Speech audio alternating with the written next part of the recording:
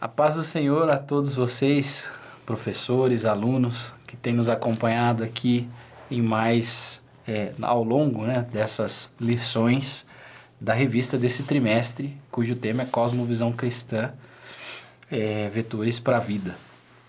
Hoje nós estamos aqui com o professor Paulo, da sede, mais uma vez, abrilhantando aqui essa conversa que nós vamos ter, esse período de reflexão a respeito da lição, a respeito da Palavra de Deus. E o nosso foco hoje vai ser falar um pouquinho da nossa aula de número 7, que é a influência do pensamento cristão ou da cosmovisão cristã na ética, tá? E introdutoriamente, a gente tem o texto de Provérbios, capítulo 11, versículo 3, onde a palavra diz que a integridade dos justos os guia, mas a falsidade dos infiéis os destrói. A integridade dos justos os guia, mas a falsidade dos infiéis os destrói. E com esse texto-chave, eu quero introduzir também aqui os objetivos da aula, professor, cujos quais menciono agora são compreender o que é a ética e a sua importância para a sociedade, para o contexto social, entender o que é a ética cristã e refletir um pouquinho sobre essa influência da cosmovisão na ética, e a ética cristã na nossa sociedade. Então, professor, leitura bíblica aqui que a gente traz, inicialmente é de Gálatas, capítulo 5, do versículo 13 ao versículo 23, onde a palavra diz, Paulo diz aqui: irmãos, vocês foram chamados para a liberdade, mas não usem a liberdade para dar ocasião à vontade da carne. Pelo contrário, sirvam uns aos outros, mediante o amor. Toda a lei se resume num só mandamento: ame o seu próximo como a si mesmo. Mas se vocês se mordem e se devoram uns aos outros, cuidado para não se destruírem mutuamente. Por isso, digo, vivam pelo Espírito, e de modo nenhum satisfarão os desejos da carne. Pois a carne deseja o que é contrário ao Espírito, e o Espírito o que é contrário à carne. Eles estão em conflito um com o outro, de modo que vocês não fazem o que desejam. Mas, se vocês são guiados pelo Espírito, não estão debaixo da lei. Ora, as obras da carne são manifestas: imoralidade sexual, impureza, libertinagem, a inveja, embriaguez, orgias e coisas semelhantes. Eu os advirto, como antes já os adverti, que os que praticam essas coisas não herdarão o reino de Deus. Mas o fruto do Espírito é o amor, a alegria, a paz, paciência, amabilidade, bondade, fidelidade, mansidão e o domínio próprio. Contra essas coisas não há lei. Eu queria, diante desse texto, que vai falar um pouquinho de ética, vai falar um pouquinho de moral aqui já com a gente, biblicamente, e o fundamento disso, o quão importante isso é para o bem-estar, para o homem, eu queria introduzir já a pergunta, professor, e já passar aqui a bola para você, sobre o que é ética. Qual é a definição que nós temos de ética e depois, mais profundamente, o que é a ética cristã, segundo a cosmovisão cristã, segundo o pensamento cristão?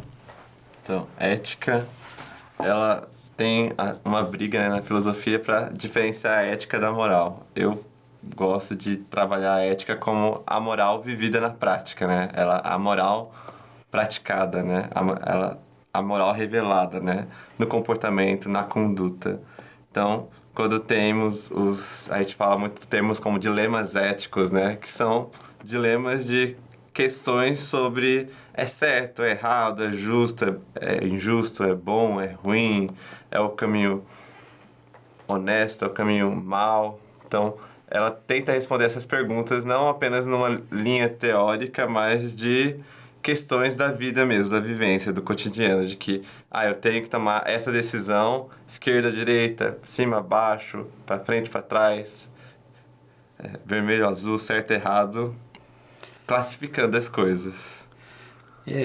Assim, então, do ponto de vista, é um modo de ser, mas é um modo de ser a partir de um fundamento. Sim. Um fundamento de valor, né? De um juízo até de valor entre o que é certo e errado, etc. E aí, quando a gente olha para isso, para o contexto cristão, como é que, professor Paulo, a gente entende que a ética deva ser abordada? Embora aqui que quase que a pergunta já foi respondida pelo texto, né? Mas eu queria que você abordasse um pouquinho, por favor, sobre a ética cristã, né? Então, o que é a ética cristã? Se a ética é o modo de ser, o modo de viver, segundo um juízo de valor, né? Entre bom e ruim, certo ou errado, vermelho ou azul, o que é, então, a ética cristã? Então, ética cristã, como o próprio nome diz, né? O Cristo está ali, né? Então, ele seria o ponto de partida, né? Ele seria a origem das respostas para dizer, isso é justo.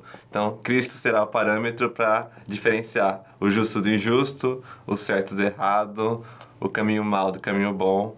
A gente está colocando um parâmetro ali de referência, né? Aquele que vai ter com uma imagem da arte, da revista, né? Ele vai ser a nossa balança, que vai colocar e dizer, essa é a medida. Então, com as boas medidas, a gente vai ter uma justiça, né? Com as boas medidas, a gente vai ter uma direção, um vetor, que é o nome da revista, com as boas medidas. Então, Jesus, né, vai ser o parâmetro. E quando fala de justiça, fala-se de lei, né? Que é o que vai estar permeando o livro de Gálatas, né? Que lei é essa, né? Que lei de Cristo é essa? Qual é a visão do crente da lei de Cristo, né? Aqui é lei com o L maiúsculo e essa não é a lei de Moisés, é a lei de Cristo que vai muito além. E é engraçado, né? Que esse texto de Gálatas 5, ele é uma calibração, eu vou chamar assim, uma calibração ética que passa a ser, né, uma ética da lei, passa a ser uma ética cristã. Inclusive, Paulo, no texto de Gálatas 5, ele vai falar um pouquinho sobre essa questão, né? Olha, você tem duas opções. Ele está falando ali de circuncisão, etc., de práticas da lei, né, do Antigo Testamento. Ele fala assim, pessoal, assim, dá uma manejada aí, mas avalie o caminho que vocês querem seguir, mas de fato é assim, ó, se você quer viver pela lei, cuidado, você também vai ser julgado pela lei. Agora, tem esse outro caminho que é a graça, que você pode viver pela graça, fazer o uso, né, da graça que há em Jesus, através do sacrifício na cruz, para ser julgado também segundo a graça. Quer dizer que Deus mudou? Não, não quer dizer que Deus mudou, ele continua o mesmo, mas existe ali o sacrifício de Jesus intermediando os nossos pecados, nos dando acesso livre a Deus, a falar com o Pai e a ser perdoados. Mais importante disso, mas há um conselho aqui de Paulo, né, também sobre, olha, também não usa a graça para você viver uma vida na libertinagem, também não é bagunça, o negócio também não está solto.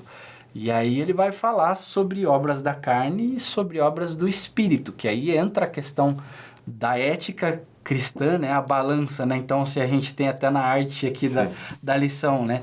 O homem e Jesus, a gente poderia colocar aqui o espírito e a carne tentando brigar ali, né? E os dois ali numa briga antagônica entre como nós devemos viver, né? Às vezes nós até desejamos viver pelo Espírito, mas a nossa carne fica lutando e tentando trazer a gente para os frutos, né? Para as obras da carne. E aí, por outro lado, a gente também tenta viver a ética cristã, né? Seguir os preceitos daquilo que Jesus colocou. E aí a gente até comenta nos bastidores aqui, comentando, né, com o Bruno, professor da lição 6, a gente falando um pouquinho ali sobre a lei, né, e sobre o espírito da lei, ou seja, a motivação da lei. A gente também pode estabelecer um precedente aqui, que aquilo que Paulo traz aqui como obras do espírito, de fato, que podem ser geradas através de nós, ela tem um fundamento. Então, a ética, a gente vai discutir, inclusive, um pouco disso mais à frente na lição, mas existe um fundamento. Então, existe a ética e, de uma forma ilustrativa aqui, o espírito da ética, o que é que a ética, para onde a ética visa levar o ser humano, né?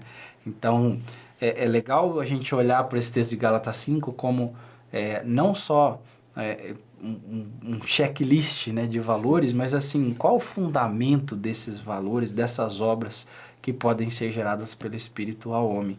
Então, existe uma relação clara ali, né? Ele vai descrevendo, falou, ó, as obras da carne são essas, ó, mas as obras do Espírito são o amor, a alegria, a paz, a paciência, a amabilidade, a bondade, a fidelidade, a mansidão, o domínio próprio.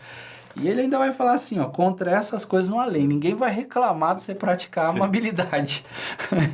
Então, existe, de fato, um modo de ser, um modo de viver, uma ética cristã, que é aquela que obedece àquilo que a Bíblia nos diz que é um valor adequado para se viver, né? Perfeito. Eu gosto de, quando lendo Gálatas, que é uma senhora carta de Paulo, né, sobre a graça, a gente vai ver que a carne é perigosa pelos dois extremos, né? Por um lado, né, começa a carta ali de que eles estavam confiando demais, né, na própria obediência deles, né? Eles estavam sendo judaizantes, né? Confiando demais numa ideia de circuncisão. Era uma obediência de auto-engano, muito perigosa. Aí Paulo vai falar da graça, da revelação de Cristo, né? Que as coisas não eram daquele jeito. Aí, depois, ele dá esse conselho de que, ó, tô falando de liberdade, mas não é pra liberdade virar outra coisa, né? Degringolar, se perder no caminho, se corromper. Que era o caminho muito perigoso que pode cair, né? Alguns liberais, né? De que, agora estamos na graça, como usa da graça, sujando o nome da graça, né? Para coisas erradas. Porque o ser humano, né?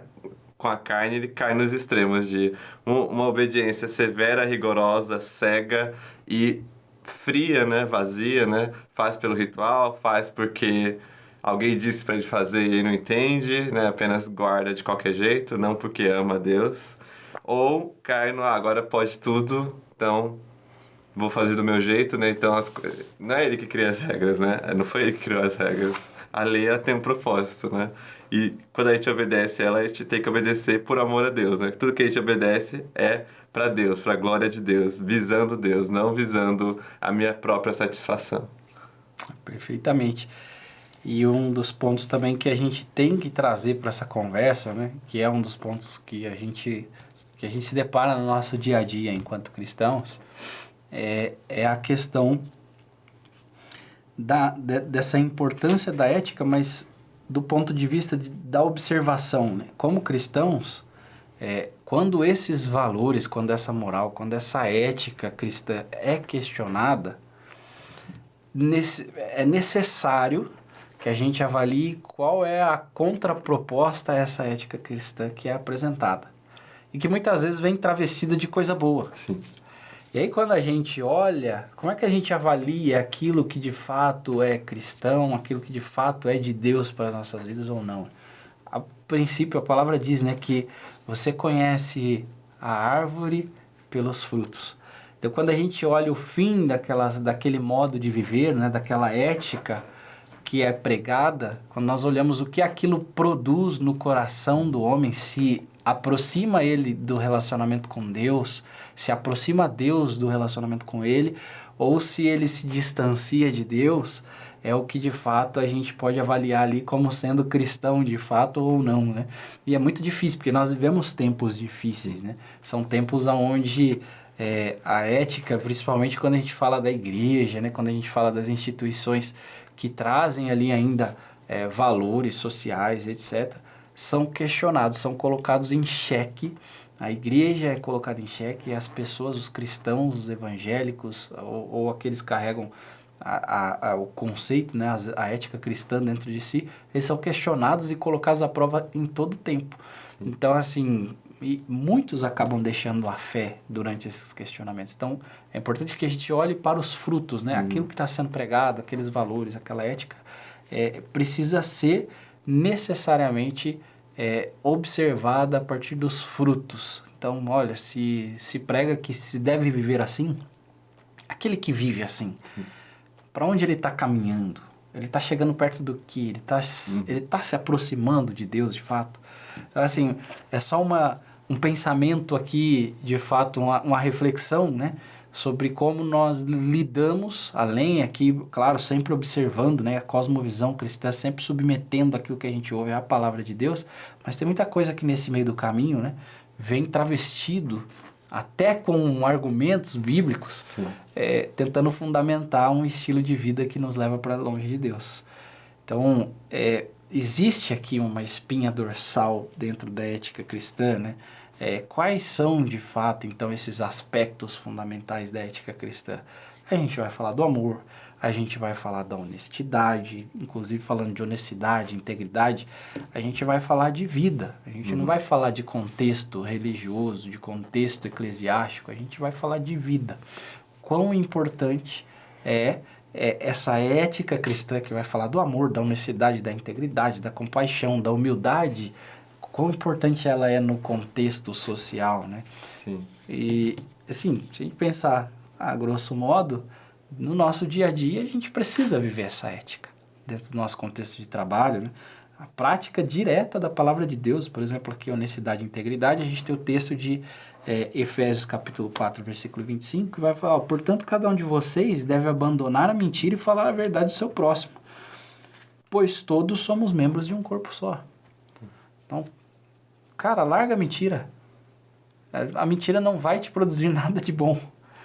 E, de fato, a gente acaba experimentando isso no nosso contexto social, né? Quando a gente leva, saindo um pouco do contexto eclesiástico, aplica a ética cristã dentro da sociedade. É o desafio do crente que quer ser crente mesmo, de viver essas coisas. Que quando eu estava lendo a lição, especialmente quando no tópico de honestidade e integridade, que é a espinha, né? Vai tocar na ferida ali, porque muitas vezes eu fico pensando em como a sociedade olha para os cristãos, para a igreja, e o quanto faltam bons exemplos, né? Então, éramos para sermos conhecidos como o povo que ama a Deus e ao outro, né? O povo que revela o amor de Deus, o povo que faz a diferença na terra, o povo que é íntegro, né? Que não é caloteiro, que não engana, que não puxa tapete, que não fofoca, que não tem inveja. Éramos para ser esse povo, né? A referência, né? Aquela pessoa que chega no ambiente e fala, ali ele é amoroso, ela é amorosa, ele cuida dos outros, né? Tem compaixão, ele tem um carinho diferente, ele sabe tratar bem, é educado, é respeitoso. E porque o mundo tá com fome, né? O mundo tá sedento, né? A natureza anseia, né? Toda criança anseia pela manifestação dos filhos de Deus, né? Ela geme por isso, né? A expressão bem intensa de que ela está esperando, né? Ardentemente, com muito anseio, né? Aquela sede do deserto, né? Aquela fome que parece que se você não comer nada, você vai morrer.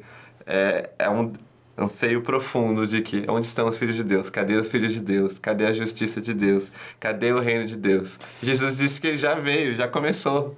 E o legal, né? A manifestação. Então existe uma ação aqui, além de ser, de acreditar, manifestar a ética. Sim. Tem que legal. Aparecer. Porque é como se ela sabe, os filhos de Deus estão aí, mas aonde eles estão? Cadê eles? É bem isso, né? É uma reflexão muito legal, né? Onde é que está o amor? Está. E aí você estabelece, né? De fato aqui uma correlação direta com... Nós somos a carta que o mundo vai ler. Nós somos cristãos, né? Os pequenos, os seguidores de Cristo. Então, o Cristo vai ser conhecido através da manifestação dos filhos de Deus, através dos cristãos. E aí, como é que então a gente manifesta que é filho de Deus? Através desse modo de ser, desse modo de viver, dessa ética que tem por finalidade apontar para Cristo, que tem por finalidade apontar para os atributos de Deus, a verdade, o amor. Dos atributos de Deus, né, o maior é que ele é amor. Mas ele fala, eu sou o caminho, eu sou a verdade. Ele vai falar, eu sou a luz do mundo. Então, aquele que andava em trevas, né, passa. Então, mas como é que as pessoas enxergam Jesus? Através de nós. Mas quando olham para nós fisicamente, falam, Daniel tem tá ficando careca, o Paulo tem mais cabelo. Não é aí que eles enxergam a Jesus, é através do nosso modo de ser, através da ética que nós manifestamos, né? Então, os valores são aquilo que nós acreditamos, a ética é aquilo que a gente bota em prática desses valores, né? Introduzindo aqui as suas palavras introdutórias aqui, né? Então, foi bem interessante. E é um desafio para a gente, né? Viver essa humildade no nosso dia a dia, essa integridade, né? Nas negociações, trazer a verdade para uma mesa de negociação, carregar consigo um atributo de Deus, de ser honesto, né? De ser justo, numa roda de conversa, num julgamento, de ser amável, de ser pacificador, de ter a humildade de reconhecer quando erra, de ter a compaixão, né? Então, o cuidado que nós temos que ter como cristãos como você falou, né? Onde é que estão, né? Onde está a manifestação de Cristo na sociedade? E um tópico interessante, né, que até justifica a existência de toda essa estrutura, né, das aulas, da IBD, da gravação, de que começa da casa, né? Começa na igreja, né? Começa na casa de Deus, porque quando Paulo vai falar na bronca, né, aqui que ele dá para os Gálatas, né, ama o seu próximo como a si mesmo. Mas se vocês aí, entre vocês, estão se mordendo, estão se devorando, estão se atacando, né, cada um com uma fome de ego, alguma fome de interesses próprios, né, vocês vão acabar se destruindo aí entre vocês. Não vai nem chegar na sociedade, não vai dar nem para manifestar. Dentro de casa já tá difícil, né, lá fora vai ser o caos. Então se arrumem aí dentro, né, se organizem, se cuidem, aprendam aqui, aprendam em casa, né? Aprendam na casa de Deus. Então, aqui é o lugar para a gente desenvolver essas virtudes, né? E essas virtudes, dentro da teoria das virtudes, a gente como cristão vai discordar da teoria de que, é do ser humano, né? Vai nascer no ser humano. Não. A gente vai ver que é do Espírito. Essa virtude nunca vai ser humana. É com a ajuda do Espírito que a gente vai alcançar esse amor, essa alegria, essa paz, esse ser amável, essa bondade. Então é uma virtude que não vem da gente.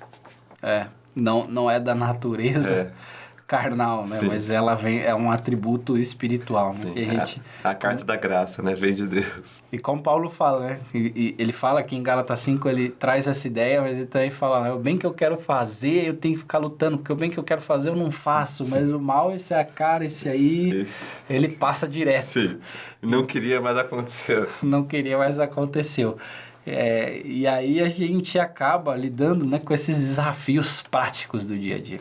Falar de ética, eu acho que você foi muito feliz, professor, quando você falou do modo prático de viver, né? Quando você trouxe aí o texto, né, que a natureza aguarda ardentemente a manifestação dos filhos de Deus. Não basta ser filho de Deus, não basta carregar consigo o valor.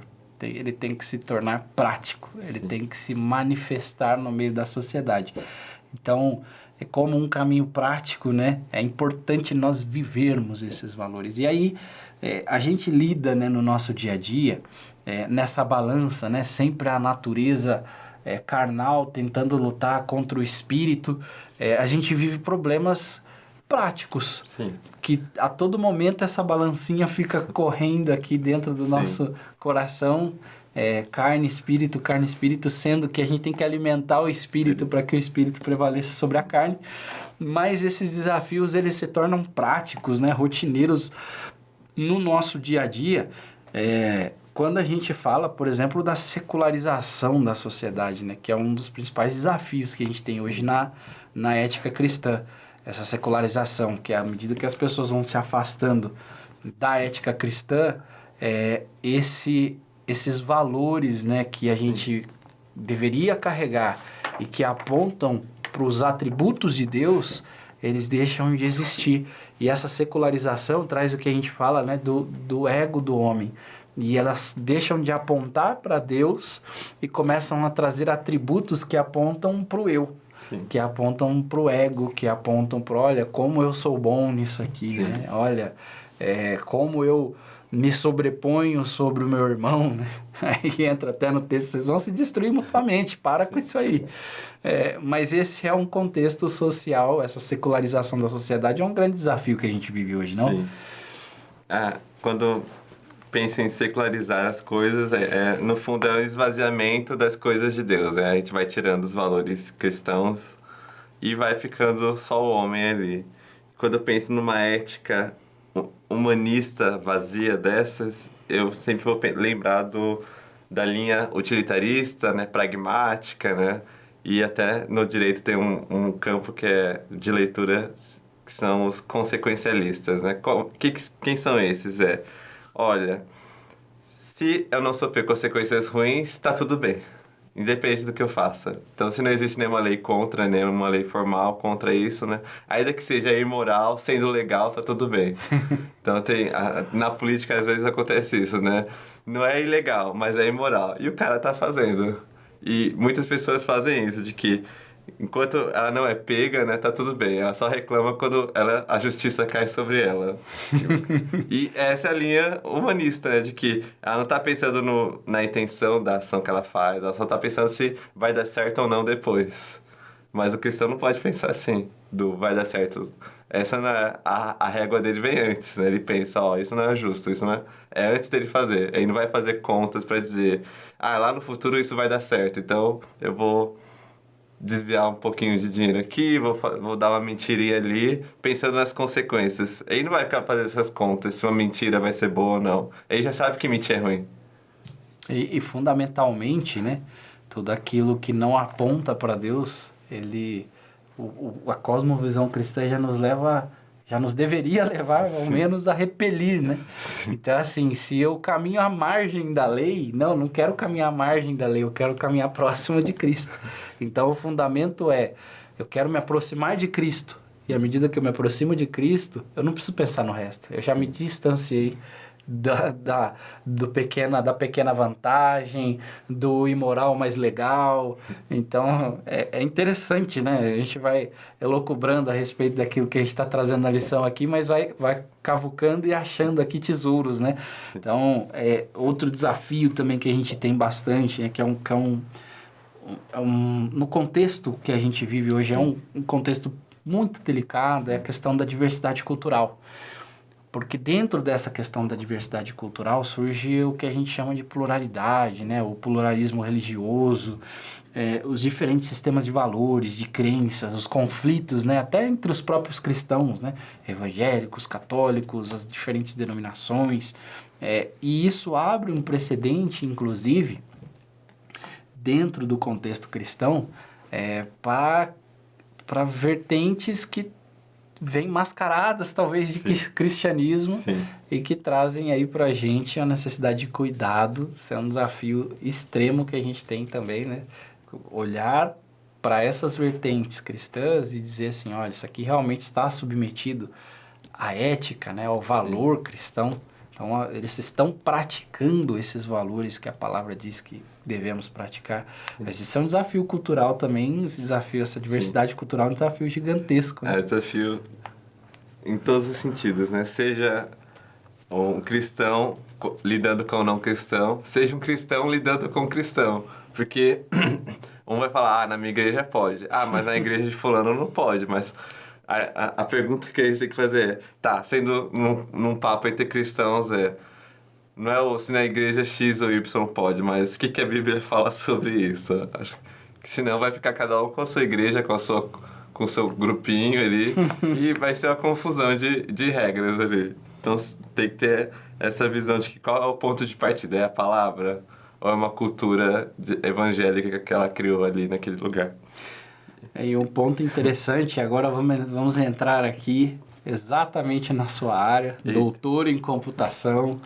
A gente vai falar um pouquinho desse desafio na área da tecnologia, porque dentro do contexto atual, um dos maiores debates que existem é a ética dentro da tecnologia. Sim. Inclusive, a gente tem um pastor referência, né, no meio cristão, que é o pastor Davi Lago, que escreve Sim. muito sobre.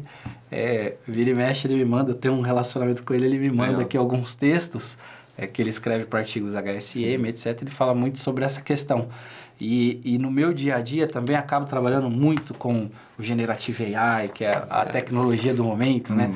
Mas, assim, são questões, são desafios éticos que também precisam ser respondidos e submetidos à ética cristã, ou à cosmovisão cristã. São desafios muito sensíveis, né? Como trabalhar os dados das pessoas, com que finalidade, Sim. com que fundamento, aquilo vai beneficiar as pessoas ou vai Sim. prejudicá-las de certo modo. Há um tempo atrás, eu me esqueci se lembrar o nome do documentário, tem um documentário lá de um dos executivos que trabalharam no Facebook, o Dilema das Redes? Dilema das Redes. Que documentário, eu recomendo quem não assistiu a assistir, porque existe um certo arrependimento em muitas das pessoas que participam do documentário em relação a como eles induziram, né, o desenvolvimento tecnológico das redes sociais, né, das mídias. Então, buscar resposta, né? Acho que a gente precisa buscar muita resposta bíblica aqui, talvez entender, mais uma vez, né, entre aspas, aqui, o espírito da ética, para a gente poder encontrar essas respostas filosóficas do que, de fato, acaba sendo ali a ética cristã aplicada a esse contexto. Sim. Como é que é a tua visão como especialista da área, né, como alguém aí do meio acadêmico, científico, como é que você enxerga aqui essa questão da aplicação da Bíblia, dos ensinamentos bíblicos no segmento tecnológico? É interessante que temos perguntas novas, né, da modernidade, né, dos últimos 20, 30, 40 anos, né, e na última década acelerou, né, com as inteligências artificiais. E até lembrando um pouco do Dilema das Redes, a gente tem que lembrar que, sendo uma tecnologia, né, até mesmo um aplicativo de celular que seja, não é neutro, né? Não é amoral, né? Não é algo isento de moralidade, né? Porque foi uma pessoa pecadora, carente de Deus, como qualquer outra, que criou aquilo, né? Um grupo de pessoas, né? Que teve ideias, que pensou de, vou induzir meus usuários a se comportarem desse jeito, porque eu quero que a minha empresa lucre em cima disso, né? Com esses tipos de propagandas, né? Às vezes, até acho engraçado, tava ouvindo hinos no YouTube, que seja, por exemplo, e do nada, no meio do hino tinha uma propaganda com a música que não tinha nada a ver. A música que não tinha nada a ver com Deus nem nada, assim. E eu olhei e falei, nossa, interromperam o meu hino pra passar uma música que eu não gosto, com valores que eu discordo, porque o algoritmo recomendou. Então, são decisões morais que essas pessoas nas empresas tomaram. Para onde aponta o algoritmo, Sim, né? para onde... O algoritmo está aproximando as pessoas de Deus. Está separando. O que eles estão indicando? Às vezes ele tem as propagandas gospel, mas não vai entrar nessa discussão específica. Eu vejo que essas tecnologias, especialmente as redes sociais, as IAs, são megafones. Eles multiplicam muito forte qualquer coisa que eles tocam. E o lado mais alarmista, né, fica preocupado que se eles multiplicam coisas ruins, multiplicam, né? Então, várias famílias se perdem, né, são perdidas por questões, por exemplo, de vícios de internet, questões da pornografia, questões de adultério, porque essas redes facilitaram. Mas o mal já estava no ser humano, né? Aquilo só facilitou, né? Foi um potencializador. E talvez a resposta para a igreja não seja fugir disso, né? Não é ter medo, né? É ver que é uma ferramenta que multiplica muito fácil, fortalece muito fácil. Então, eu já vi exemplos de pessoas, até pastores, que... eu vou testar o ChatGPT para ver se ele cria um sermão biblicamente coeso. E ele tava criando coisas interessantes ali, né? Esboços. Então, não tô falando que é para usar, mas tô dizendo que... será que eu não consigo usar as minhas redes, né? Usar essas ferramentas que surgem para algo diferente, já que elas são potencializadoras? É uma questão que algumas são complicadas, porque o formato delas é muito limitado. É um formato de exposição de fotos o tempo todo, é um formato que deixa as pessoas ansiosas. Então, é saber dosar quais as limitações, os problemas, as armadilhas que ele pode ter. E, de novo, né, o domínio próprio estava na lista dos frutos do Espírito ali. E um ponto importante aqui, né, que eu chamo a atenção na sua fala, é que a gente muitas vezes tende a repelir e tende a criar uma certa repulsa a tudo que é novo, a tecnologia. Há um tempo atrás a gente ouvia até na igreja, né? O anticristo vai governar e ficar buscando os caminhos, né? Tudo que era novo era um mecanismo de domínio do O anticristo. anticristo estava mudando de estratégia a cada semana, né? Tinha uma estratégia nova. Então, assim, nós deixamos de, como filhos de Deus, governar sobre determinadas áreas da sociedade. A tecnologia talvez uma delas. Tá? Embora, assim, nós notamos que muitos cristãos fazem uso, né? E difundem a palavra de Deus através das tecnologias. Mas em certo ponto, será que os algoritmos hoje, né, que guiam a vida de milhões de pessoas, que induzem que milhões de pessoas, eles estão apontando de fato para algo que é benéfico para elas, do ponto de vista de as aproximar de Deus ou dos valores ou da moral ou da ética cristã? Então, eu acho que a igreja, em certo ponto, por criar essa repulsa ou talvez por enxergar problemas, não tenha visto as oportunidades que essas ferramentas nos proporcionam para a propagação do Evangelho. Sim. E mais do que isso, né? Como é que a igreja estabelece um governo sobre a tecnologia? Como é que a igreja, não em termos de instituição, mas em termos de corpo de Cristo, de pessoas, né? De gente como a gente que precisa se manifestar, como é que a gente se apropria da tecnologia, de modo que a gente, com a tecnologia, que a tecnologia, né, seja o megafone, ou seja, o canal de propagação dos valores e da ética, do modo de viver que nos aproxima de Deus, né? Então, acho que a gente aqui não tem a pretensão nessa aula de trazer uma conclusão ou um caminho conclusivo, mas uma reflexão como biblicamente nós podemos nos relacionar com a tecnologia. Como biblicamente, vamos mais profundo, né? Nós podemos então influenciar a sociedade ou influenciar o desenvolvimento tecnológico da sociedade. Então, são questões, né? Aqui eu estou colocando perguntas, essas perguntas talvez vão ter que ser refletidas, mas o nosso objetivo também é fazer aqui com essa aula com que você, caro aluno, caro professor, possa trazer para esse ambiente da aula essas reflexões, né? Para o ambiente da sala ali, essas reflexões, de modo que a gente possa pensar juntos e ser guiados por Deus, né? Pela palavra de Deus, as respostas que possam guiar a igreja a esse caminho de glorificação do nome de Jesus. Bom, a gente vai seguir aqui um pouquinho ainda, vamos falar um pouquinho aqui, acho que a gente precisa concluir um pouquinho mais aqui a ideia dessa aula, professor Paulo, mas eu entendo então que diante de tudo que a gente discutiu, a ética, ela é de fato, como a gente coloca aqui na revista, né, na conclusão, ela é um guia para a conduta moralmente correta. Ela é, de fato, então, aqueles valores, né? A amabilidade, a compaixão.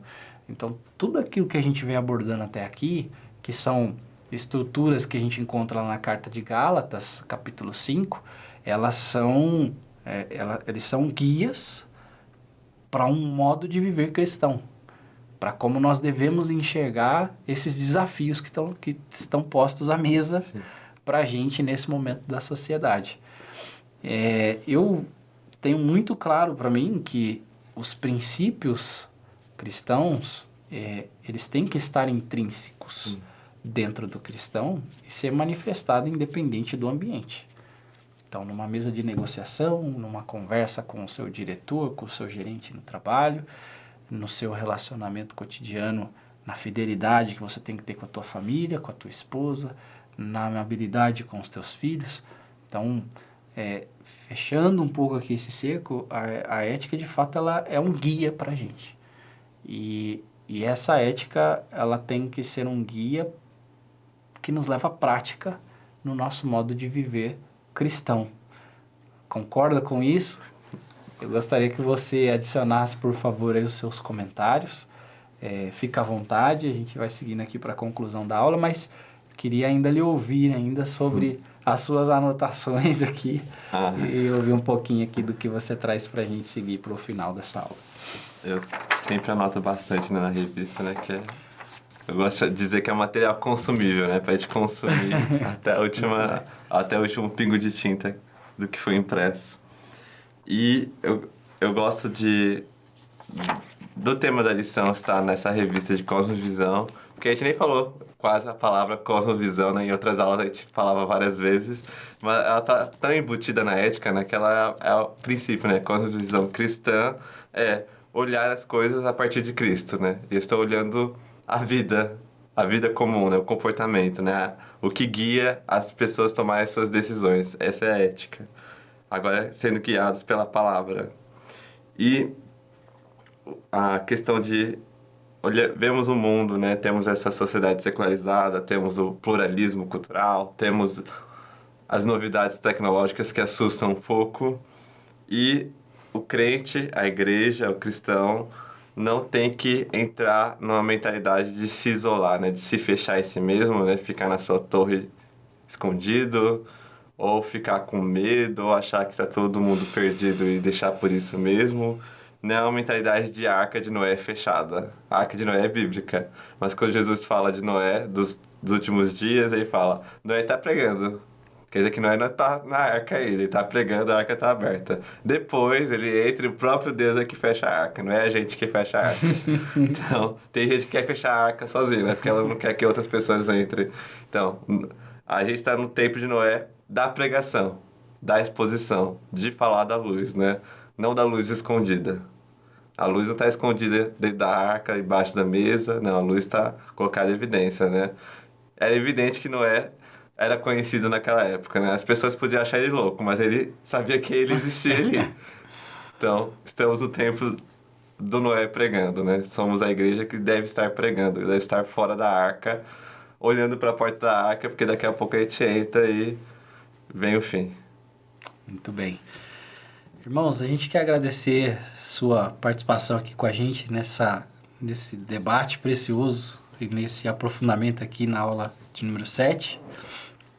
E desejo que Deus possa abençoar essas discussões, guiar essas discussões em aula, em sala, junto com os alunos, para que nós cheguemos a conclusões bíblicas, sempre lembrando que o fundamento da ética cristã é o benefício do homem, e esse benefício do homem é através da aproximação dele a Deus.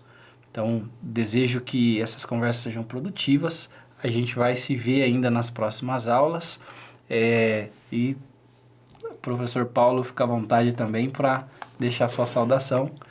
Da minha parte é isso, e nos vemos na próxima aula então.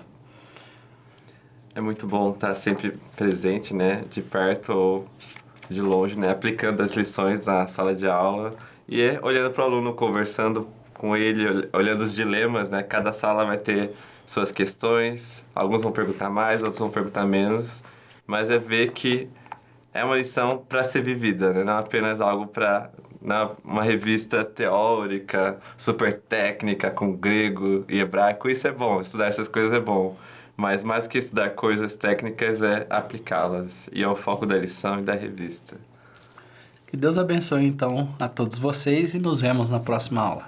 Um abraço.